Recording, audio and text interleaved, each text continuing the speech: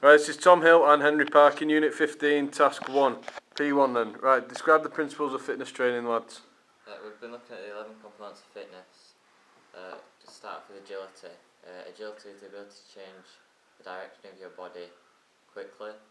A sporting example of this would be Rafa Nadal, because in tennis he has to change direction to get to the ball quickly. To work on this, you can do the Illinois agility test.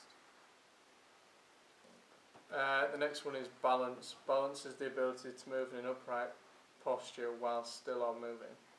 A good sporting example of this is Jason Day at golf, because when he's practicing his swing or when he's taking a shot, he needs to have his feet balanced so he's not spraying the ball left or right.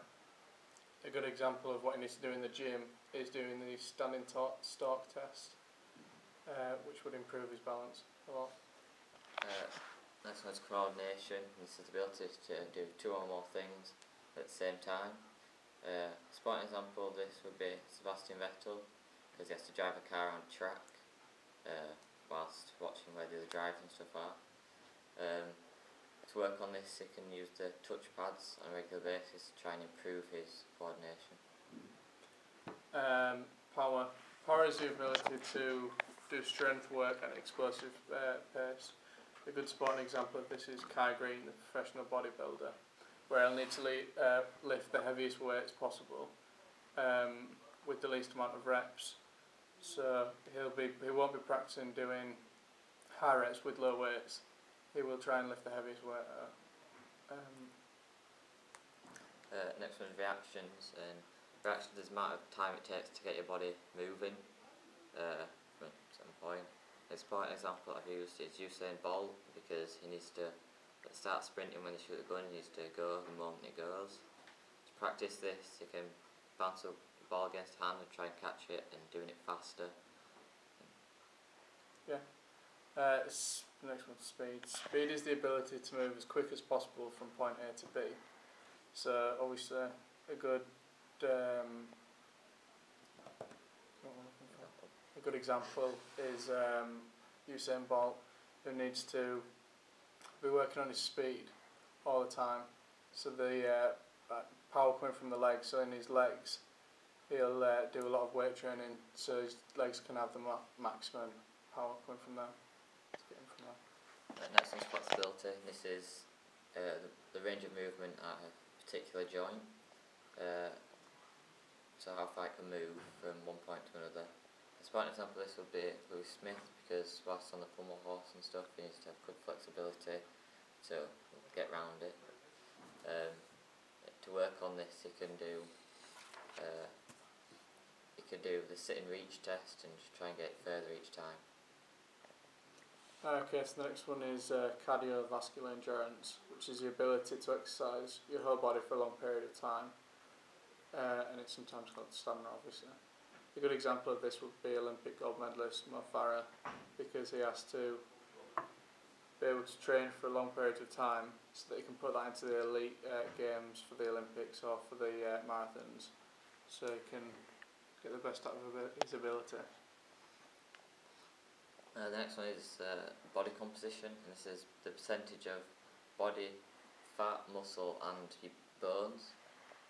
This helps sportsmen because, say for Mani Tuolangi, he'll need to be heavier and have more muscle, because so that he can tackle people. With if he was lighter, he'd get tackled. It wouldn't be. Muscular strength. This is the amount of force a muscle can exert against the resistance, so it helps people to hit, tackle and throw. So a good example of this will be NFL player Vince Wilfork, who needs to use his strength to block people off in the defence and also go forward with the ball and push players off him. Muscular endurance is the ability to use voluntary muscles many times without becoming tired very quickly.